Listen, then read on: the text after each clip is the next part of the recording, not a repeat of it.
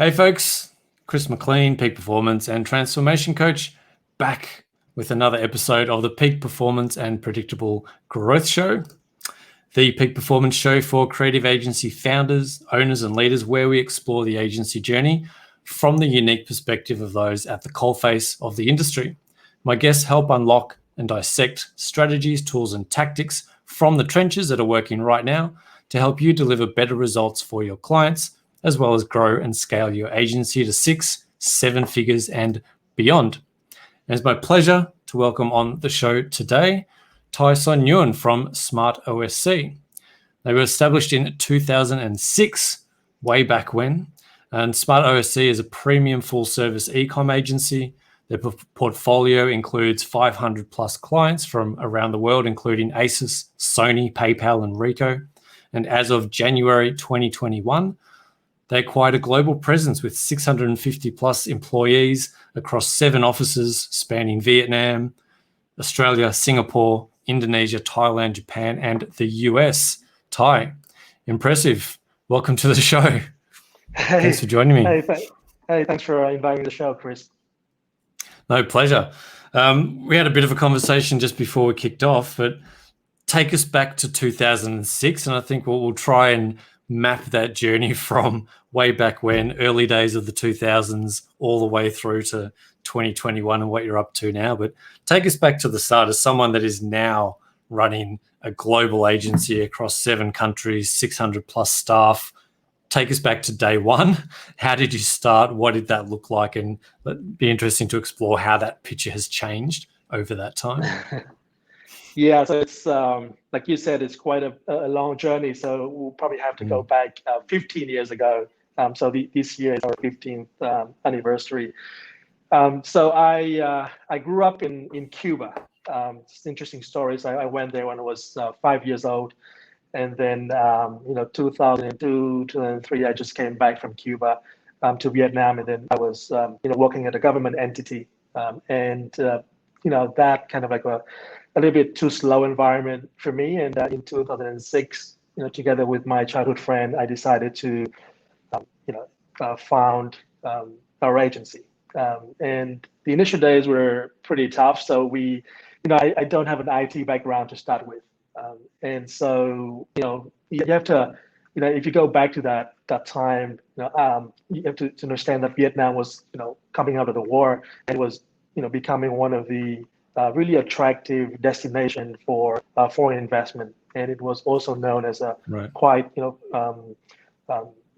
fast development country, attractive for IT outsourcing as well. So all of my friends back then, they were either doing something related to technology or back in the days, I think it was just IT outsourcing in general, and that's what I decided to do. Quit my day-to-day job, and I decided to open up an agency. Web dev agency for people, just basically doing all sort of web dev. And then I think after a couple of years doing that, I think we grew to about 15 people. And one of the challenges that I saw back then was it was really hard to compete because we have competitors all over the place. We have India, we have other countries around, Ukraine, Russia. And they were offering more or less the same thing, right? And it came down to, a lot of that came down to the size of your business and the price you were charging. And obviously we're a really small business back then, and it was getting really, really harder and harder to compete. So we made that choice in after 3-4 years running the agency, and this is 2008. We decided to focus on one particular segment that would probably give us a competitive advantage. And we looked at the whole spectrum of clients back then that we're working with, and I think we had about half of these clients they're doing e-commerce, and we were using a platform called eCommerce, and I think that's where the name came from. SmartOSC, the OSC came from that platform. eCommerce, it's a German platform, and we made the decision back then to why don't we just focus on one thing, right? Which is e-commerce, and luckily, we grew from there. We started to focus more on e-commerce, on digital, diversifying the tech stack. from eCommerce to Magento to other platforms for enterprise side called Salesforce, Shopify Plus, eCommerce to these days.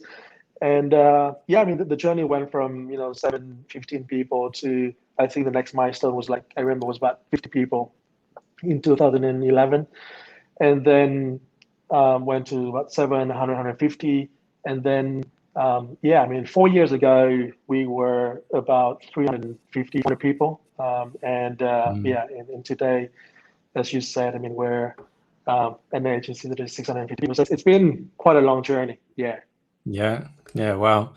Yeah, that is a long journey and impressive. And did you see the trend coming in e-commerce, or was it purely you looked at your client base and made that assumption based on the people we're serving are sort of 50-50 e-com, or did you kind of see that trend coming and sort of see that was going to be the thing in the coming years? It was going to be a big play. No, I have to be honest, right?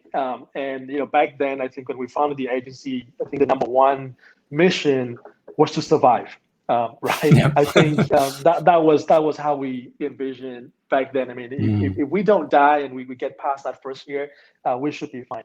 And then as we got more clients and we got more and more challenges, I think we naturally had to make a decision, and I think we made it based on data.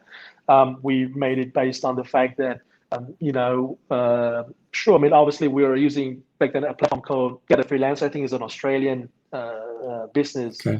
And if you look at, we did some little research, but not much. But when you look at so they have different categories, right? They have probably design, data entry. They have e-commerce or the platform back then called eCommerce. And we're mainly looking at the number of projects. And sure, there were probably a couple of hundred inquiries for eCommerce back then, and I felt like there should be enough for 15-20 people, but it was mainly based on that, very, very simple. It wasn't we didn't have that any of the skills or any of the maybe do a bit deeper into market research. Well, the law of the jungle applies to business sometimes, right? And you just got to survive, and you just go, well, that bush over there looks pretty safe, so let's go over there, or let's jump off this cliff. It looks like the way to go, and you make that decision. And sometimes you land up in a good space, and sometimes you don't. But it sounds like exactly. But I think that the logic applies same as today as well. We do look at we do look at the Gartner Magic Quadrant, and we look at the market research. But the same logic applies. How do we how can we survive our first couple of years of investment within one particular technology or platform? It's the same logic, but sure, it's backed by a lot more data and a lot more experience that helps you to increase your chances of succeeding on that investment. But I think it's the same logic. I like that, Ty. And you've got this nice balance of primal logic and assumption and gut feel, like a bit of I think this is the right choice. But particularly today, you can back that with data. You can say, right, this is where our client base is. I can look at Google Trends. I can see where the market's moving. I can get a lot more insights and data to make decisions. Is that obviously that's helped you kind of to where you are now, where you're scaling across 7 countries? And we also try to avoid, what people say, analysis paralysis, which is, you spend a lot of time analyzing the data, you can't really make a decision. So, like you were saying, it's a lot of that. It comes to experience, to gut feeling, so to speak. But you can spend all the time in the world looking at the data, which definitely help. But at the end of the day, you have to make a decision. You have to make a decision that is quick enough so that you don't lose the momentum. At the same time, you need to have the courage to that resilience to be able to do all like whatever you can do to survive the first 12-24 months with that investment. So it's a lot of combination in there to make it work. And you've applied that. Obviously, you started in one location. Now you're across the world. You're across 7 different countries. Have you applied that same sort of approach, or has it been quite different and difficult? How do you choose where to go? How do you choose what locations to expand to? Take us through that next iteration. You survived. You sort of found your niche. you're now growing, you're at 15, 30, 50 people. Now that next stage is now let's deploy and expand globally. How do you make that decision? How do you first make the decision, and then how do you go, where are we actually going to go to? And tactically, how do we move into those markets? Yeah, so initially how we got our first clients was me going to these, a lot of the freelancer sites. So get a freelancer, get a coder. There were probably not as many as today, but there were probably about 3 or 4 sites that you could go to, and then it's just like bidding it. And then we figured out soon enough that if you want to get like bigger projects, you would need to come and meet the client face to face. You need to do things different than just going on a freelancer website. And this was 2011, 2012. So, we were looking at ways to grow. And among the board, we decided that, I was probably best suited, or kind of like the chosen to head up our sales for the company. And we're thinking, where to go. I mean, where do we go? I mean, is it US, is it Australia, is it the UK? And back then we were working with this platform called Magento, and there was a conference called Magento Imagine that they were organizing in Vegas. And we thought, Vegas, should be a fun place to start with. But secondly, there's a lot of conferences in there, and that was my first trip, to look out for clients. And then naturally, like you were saying, it's asking a lot of people, like, where do you think I should go? It's also looking at the platform partners we work with, right? So if Magento would organize events in the US, in the UK, in Australia, then naturally the first thing you do is to follow these platform partners. So Salesforce, Adobe, we would follow them, whatever the events. I would be doing about 100 trips a year. I would go anywhere, Australia, US. I was doing even East Coast, West Coast, in a week. And then, like I was going all over the place. I think that was the first 5 years. And then you start to mature, and you start to make your own calls, and you start to look at the data, and that's how, things would evolve. But, today we have, established office in several countries, but a lot of what we do today is I think, what we mentioned earlier, which is, look at the data. I mean, if you look at the platform, I mean, where are the office that they've established, if you look at the agencies, what are they doing? That should give you sort of like some data for you to analyze and make a decision. It doesn't always mean that, you need to follow these folks. You need to follow the big boys, because they might, the strategy is different, but it would give you, a point of view for you to make your own call. So I think that's basically what we do today.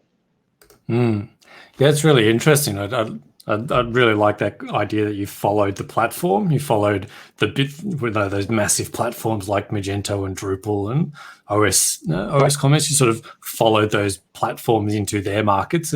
So as they expanded into markets, that gave you that pathway.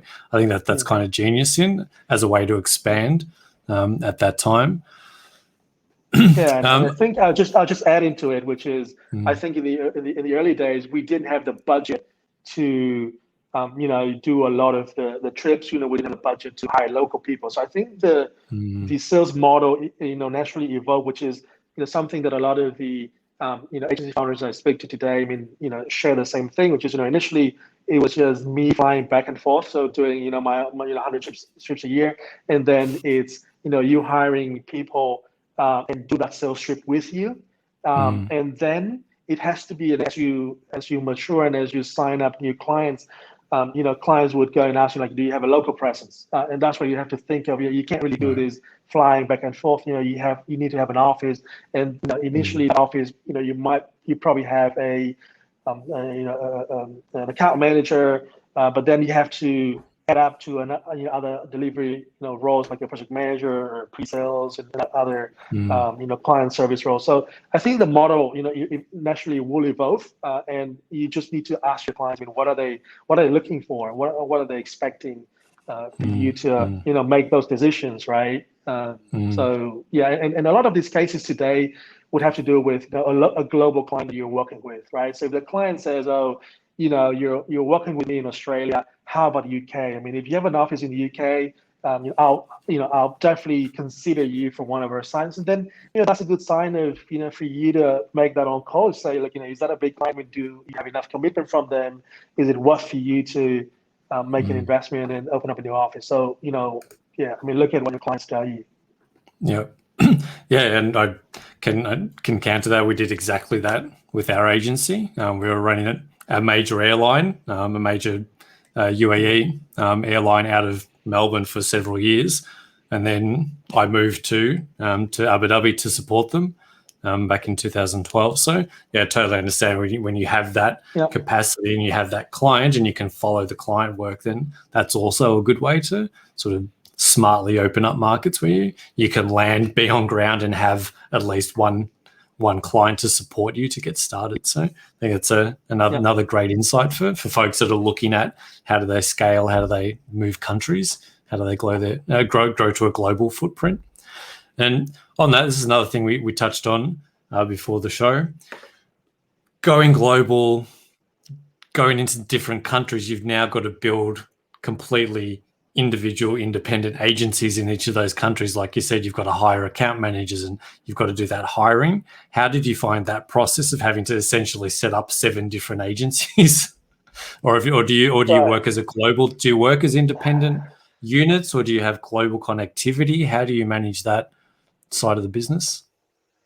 You just said it right. I mean, it's for us, the strategy is, every of our locations need to act as an independent agency, meaning it's not just one salesperson there and then funnel all of the work back, to our offices in Vietnam. So it's basically they need to be able to operate independently, run their own P&L, and so on and so forth, right? Now it's interesting because I think that I was explaining before. I mean, after 5 years flying back and forth, I've built a good amount of network connections. And I think that helped me a lot in, opening up our first offices, right? So, if you go to, story of how we open up our office in Australia, the person that's heading up now our office in Melbourne, Agent Wakeham, was actually a referral through one of my good buddies who I happened to meet in Singapore. So you make that introduction, and then from there we expanded and hired other roles. So I think when you look at how do you do sales and all these travels along the years, it's not just about the transactions that you make with whatever deal you're able to make. It's the connections, is that network that you were able to build along the years, and this is, to me, is the most valuable asset that I've acquired along these years of traveling.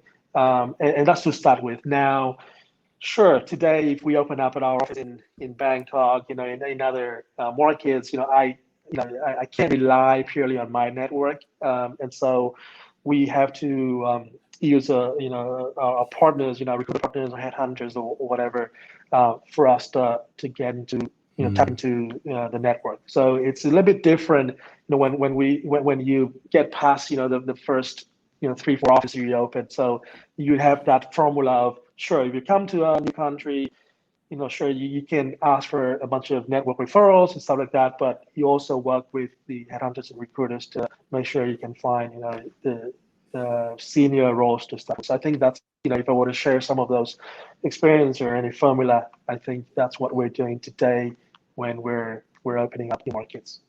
Yeah, interesting.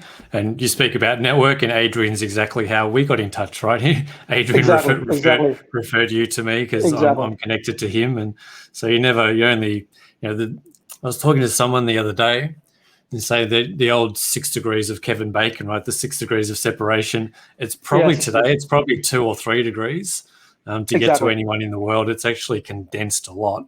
So that being six steps away from someone is probably more like a 2 or 3 step in today's world. So that's a very interesting. You can literally connect to anybody in the planet. You can jump on Clubhouse and connect with Elon Musk. If you're so lucky to get on stage. I mean, the world's getting sort of further apart and closer together at the same time. Exactly. Interesting dynamics out there. And given that, how have you seen, as someone who is operating across boundaries and across borders, what's the last 12 months looked like for you? How has that affected a global business?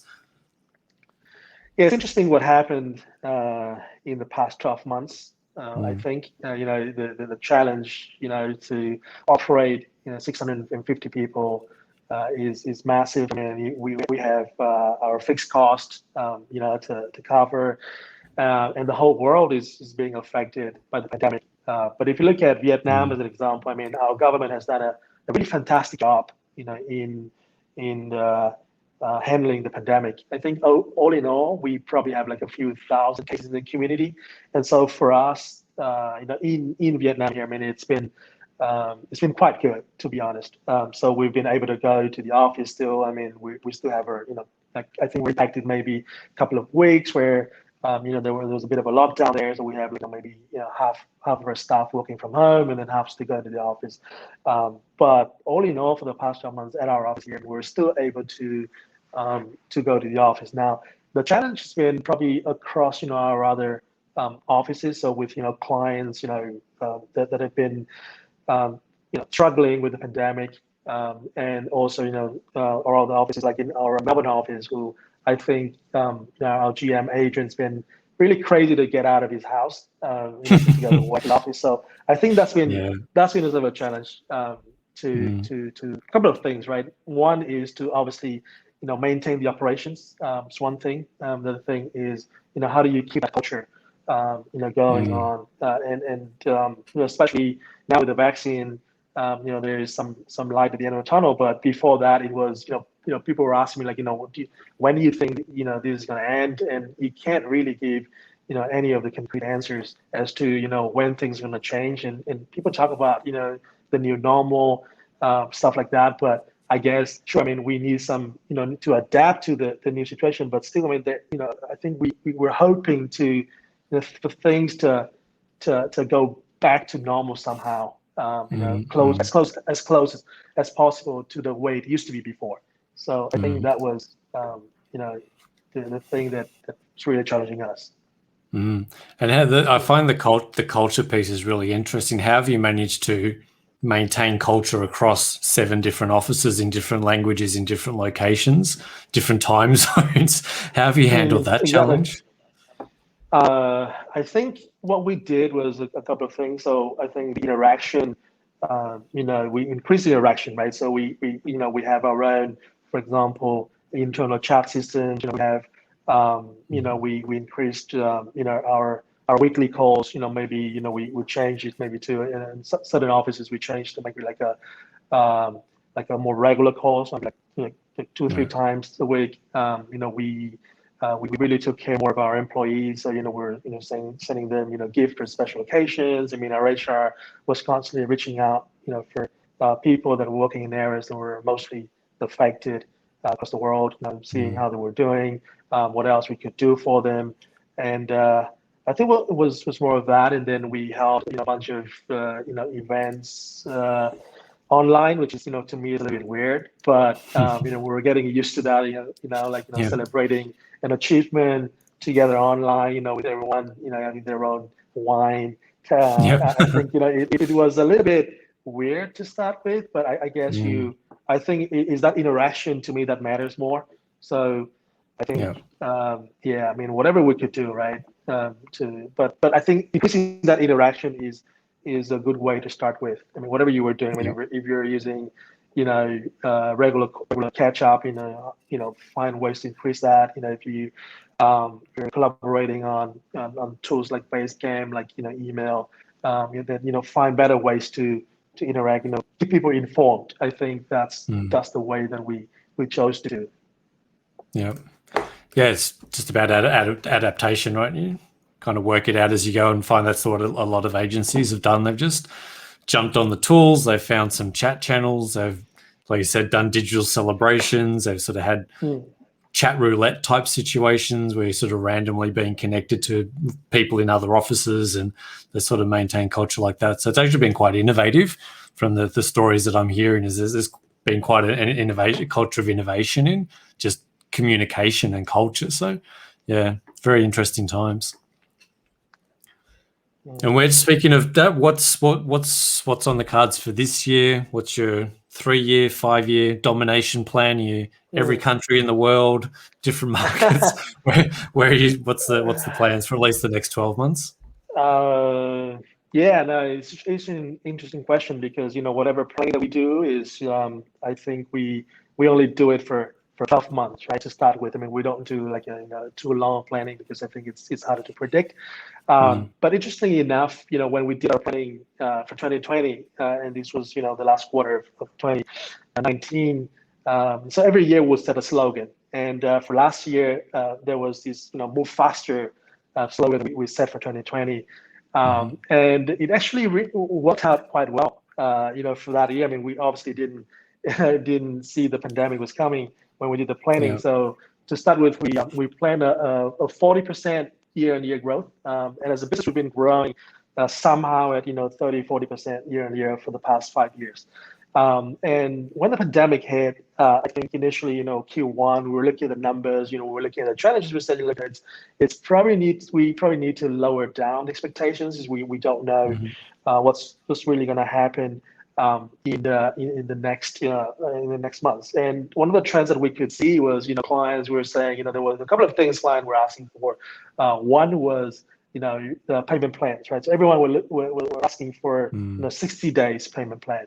The other thing is, people are asking for, how can we, look at ways to, reduce the costs and then optimize resources, stuff like that. And we ended the year with about 35% year growth, and that's been, amazing for us. I mean, we didn't let anyone go.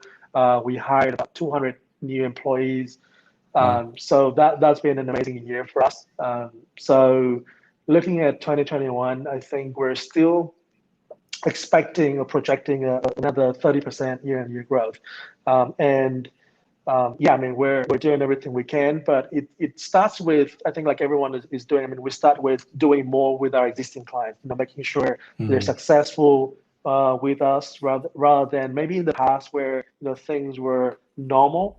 We were looking at new logos acquisition. We're like, what's the next client? What's the next challenge? Yeah, right. Today, we'll be asking the question like, are our clients happy with us? Are we doing more with them? And so the conversation changes and the strategy changes. I mean, sure, we're still finding, to a certain degree, we're still finding new clients to diversify the portfolio and to reduce the risk. But the overall approach is, doing more with clients. And if I want to give you a couple of metrics, there's two interesting metrics that I would like to tell you. One is, 80% of the revenue SmartOSC last year were coming from existing clients. There were only 20% that was coming from new clients. And there's about 85% of our revenue, which is recurring business, meaning, I mean, we have retained teams that work with the clients. And this ensures sort of like a stability within the business. And I mean, and in order to do that, you need to be able to ensure that the client is successful when they're using your services, I think. Yeah, amazing. The 80-20 principle in the flesh and real data. It's amazing. Yeah. So if you ask me simply, I mean, our plan for the next 12 months is simply to, make sure that we survive the pandemic in a way. So, there's no people that are being let go. Everything is growing as normal, the new normal. So keeping that growth to some extent, and making sure we're still doing business with our new clients and existing clients. I think that's a simple plan for the next 12 months. Yeah, amazing. And it sounds like a good plan. Keeping it simple, given the current condition, is a good way to go. Keep it simple, as they say. Yeah, nothing fancy. Keep it simple. That's the thing. That's what we're trying to do. Yeah, and clearly it's working. So it sounds like a good place to be. If people want to find out more about you, connect with you, there's some stuff up on the screen, but what's the best place for people to connect with you, come and work with you, just connect with you personally, have a conversation, all that good stuff? Yeah, no, I'm on LinkedIn. I'm pretty active on LinkedIn. People can definitely reach out on LinkedIn. We're also recruiting across all of our offices.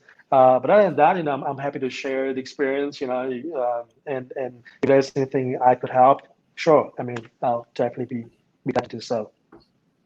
Awesome. Thank you so much for your time, Ty. It's impressive to see what you've built Thanks, in the Chris. last 14, 15 years. And I'm sure you're going to continue to grow from here. I'm sure 2021 is going to be a massive year for you. And thanks for spending the time with me here today, jumping on the show. I appreciate it. Thanks for your time as well. And I wish everyone a lot of health and success and growth for 2021. Absolute pleasure. And for those of you that are tuning in, maybe you're tuning in on YouTube or on Facebook somewhere, you can also find us on all of your favorite podcast stations, iHeartRadio, Apple Podcasts, Spotify, Stitcher, Deezer, all those good places. So come and connect with us there. And you can catch Ty's show up on there as well as all of the other episodes. And as always, thanks for tuning in. Thanks for dropping by, spending the time with myself and the wonderful Ty here today. There's a lot of really great information for those of you that are at that part of your business where you're looking to scale, maybe grow across countries and create a global footprint. There's some really good insights that Ty's given us today. So Ty, appreciate those insights. Thanks for dropping by. And we'll catch you on the next episode, everyone. Thanks. Thank you.